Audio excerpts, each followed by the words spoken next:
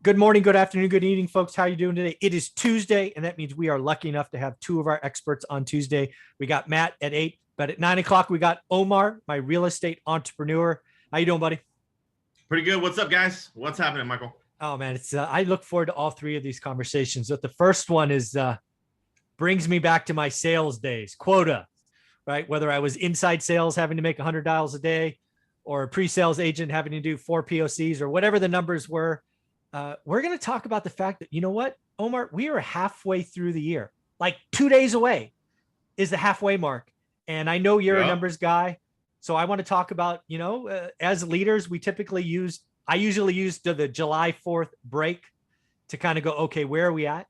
Because I have year goals and sometimes we're okay. And sometimes we're not. And you gotta step up. So why don't we talk about what's been going on in the first year, how you use numbers and how you see the second half going? Oh man, like you know what? It flew by. I don't know about you, but crazy.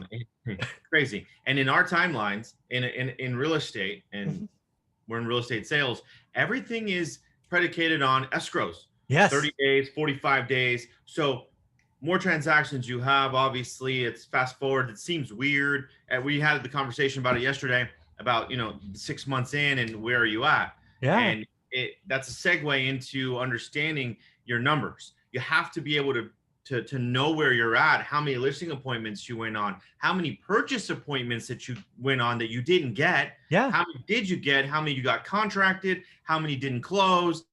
How many didn't sell when you got the listing? How many buyers you went out there and showed? And this is in the real estate industry. I don't show a lot of buyers at all. I think I've maybe sold 7 or 8 this year total myself because they were personal clients. But everybody else, I mean, they have their numbers and you have to be able to go over them and how crucial and important it is, because how do you know what to get better at if you don't track your numbers? Yeah.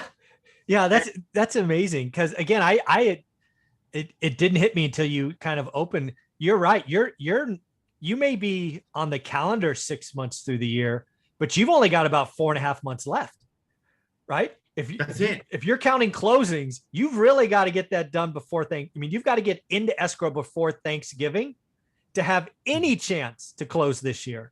Because if you're in escrow after Thanksgiving, unless it's cash, there is a very good chance that slips to January.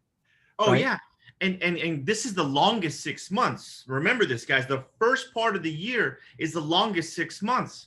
Yes. The second part of the year has more holidays. Yes. People check out. Yeah. November hits and you're like, I'm done. Yeah. You got Halloween, you got Thanksgiving, you got Christmas, right? Yeah. And I'm got 2, 3 weeks, 4 weeks. So you really only have 5 months left. That is awesome. Yeah. I love it. And obviously if you follow my channel on Sundays, I have something I call the positive impact score. It's all numbers. Everything's a number because I want to understand where we're going, right? My personal goal is to help people close 500 transactions. That's that thing behind my left shoulder. But for me, it all starts back. It's all a pipeline. Everything in my world's a pipeline. Just that's how I've been beat up by sales leaders over time, right? For me, it starts with a YouTube view or a podcast listing, then a book, then a review, course, all of that. But yeah, so how does it break down for you and your sales teams, right? How many different buckets are you looking at and evaluating for them? I'm assuming that it starts with leads up front, but what are some buckets that you look at as an real estate entrepreneur? In the real estate business of it, normal sales, representing sellers, representing buyers, it's leads that come in, it's appointments that and that's actually before that, it's conversations you have to appointments, right? And then appointments to signatures to listing and or making contracts, and then it's closings. But with all of that, I just go into listings taken, okay, buyers in escrow, okay, so buyer sides, total sales, yeah, total listings closed, total buyers closed, and then total closed. Nice. Like listing taken is the number one thing that I want everybody to work on in my office, because listings, that there's a saying in real estate, and I've been doing this 18 years. It's list to last in this business. List to last. It's always list to last for long periods of, 20-year, 30-year career. If you're not a listing agent, you don't become one. you're probably not in the business for a while. Yeah, you want that very long. And then I'm curious, I know you do it, but let's talk about this, right? You have a whole nother side of you. You are a flipper, Airbnb, buy and hold. That's why you're my real estate entrepreneur, right? Because you look at opportunities, you're like, how do I want to, is this a listing? Is it something else? Is it a referral? I mean, there's so many ways that you can process a lead. It's awesome. But when you look at the other side of your business, what do you look at there? The other side's awesome because the flipping side, let's go to the flipping side, Sure. Then we'll go into the rental side. But the flipping side of it is when you're sitting at the appointment, like, what a value is at this house. If they have money or not, if they want to fix it, if they want to get retail numbers. This is what you have to start understanding when you're at appointments to create more opportunities, to create more solutions for that person's situation. Exactly. That's the key. The person who develops the most avenues or the most solutions for their situation or for other people's situations will be able to scale their business. And I had a goal, obviously, in December of 2020. We had a lot of time to reflect on last year. What the hell happened. And I was like, okay, this is what I want. I want to do, literally, I'll put it out there. I want to do 30 to 35 flips. Wow. My goal was 30. Okay. 30 flips, use that money, maybe 1031 some of the money if I'm able to. Yeah. And which you're not supposed to, but I guess you still can. It's a gray area. And roll it over into another investment. So we're trending at 15 transactions that's closed so far year to date that I flipped.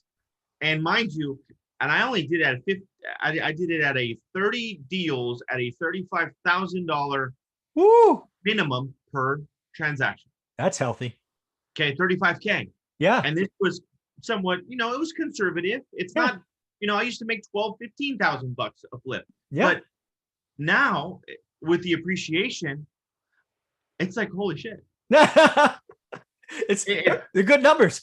They're great numbers, and it's probably, the average is definitely double that number. Wow.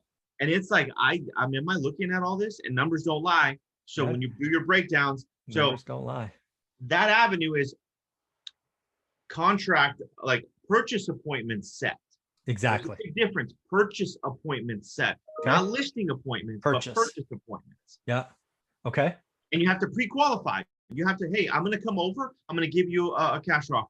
They know, they have the expectation. When you're there, then it changes. If you see it and you're like, hey, this is a turnkey house. Well, I can hotel it. Cool. Here's your cash offer. Or throw it up on the market. Here's a 6% commission. At least your time now is worth some money. Absolutely. Yeah, folks. And you got to pay attention to episode number 2. We're going to talk about leads and the fact that you need to be better because there's money in those leads, but we'll save that for episode number 2. So that's pretty amazing looking at your flipping business. As it has to be purchase appointments, right? And I'm curious so let's say you have 2 purchasing appointments later in the week. How much time have you spent researching the house ahead of time? Is it like 15 or 20 minutes or what does that look like? Yeah, that's what I figured. It's very minimal. You know your market. This is the part of paying attention to Michael about knowing your market, which is super crucial because I don't want to sit here and wait an hour, 2 hours to figure out a market where I don't really know. Exactly. But if it makes sense topically, okay, cool, buy it, flip it, do whatever, or wholesale it at that point. But in your market, I can make an offer immediately and know that it's going to be a decent deal for sure. That's awesome. Yeah, no, that's why it all starts with doing the work, right? Do the work, daily work, learn your market. It's awesome. And then I'm curious, when you look out at the second half, and we'll stay on the investor side, right? Flipping side, hoteling side. Yeah. It has been an amazing 6 months, right? The first 6 months of the year could have been the best 6 months ever to flip. It just could have been, right? Appreciation was like this. Case Schiller said it's up 15%, just nutty numbers.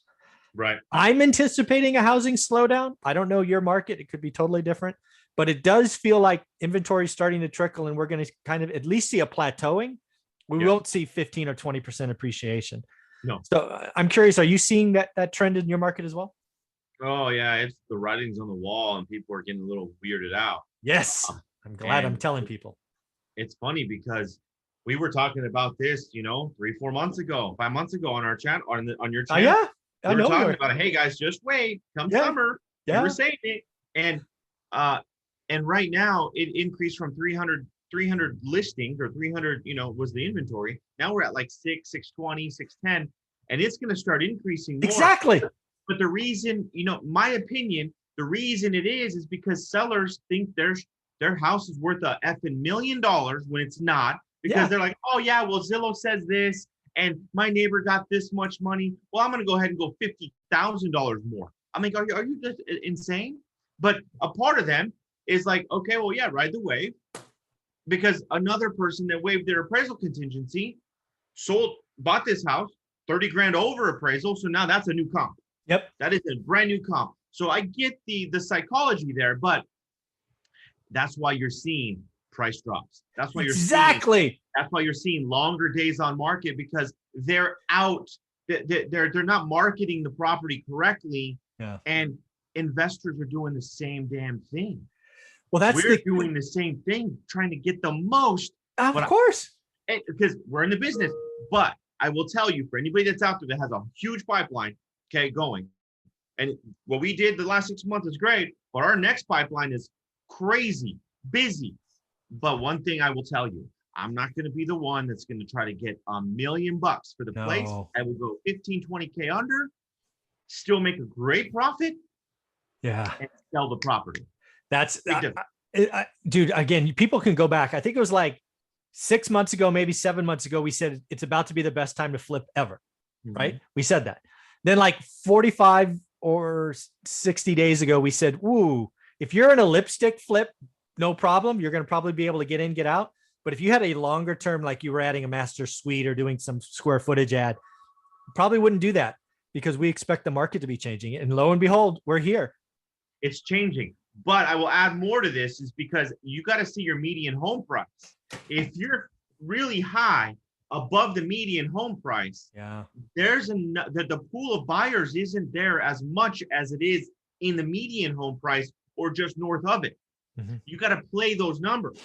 So in our market, your market, my market, I know where I need to buy. Okay. And when I come out and put a new product on the market, it's right in the median home price, maybe a little bit north of it. So I'm still okay. Yeah. I'm not 600K in my market right now, may not sell. Yeah. I would not want to be flipping something that's 2x the median today. Correct. No, 2x, no way. No chance. But again, 6-9 months ago, easy money. Today, no thanks. Yeah, that's amazing. And don't get greedy just because you've been making a bunch of money. Okay. Let me tell everybody out there that's listening, that has multiple flips going, whatever the case, or buying holds. Don't get greedy. You know what? Be able to get rid of the inventory if you're in that avenue, or if you're going to be the one that's purchasing a new rental, make sure you're not banking on appreciation and buying high. Okay. Yeah. That's the other thing. Yeah. I know this is unfortunately some people are going to repeat the mistakes of some folks I knew in 06, is they were doing great flips, median, making great money.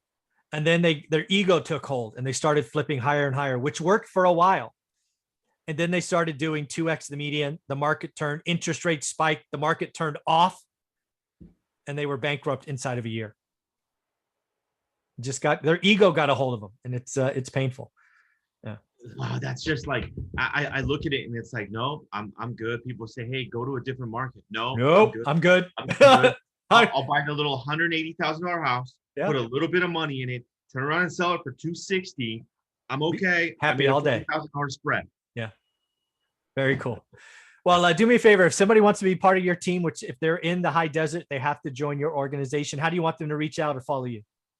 Call me, guys, 760-559-9945 or IG at Omar_Alfaro, and I can help you get to where you need to go. Yeah. And if you don't know already, Omar has a monster playlist on this channel. Link below in the description. Thanks, buddy. You're welcome. Thank you.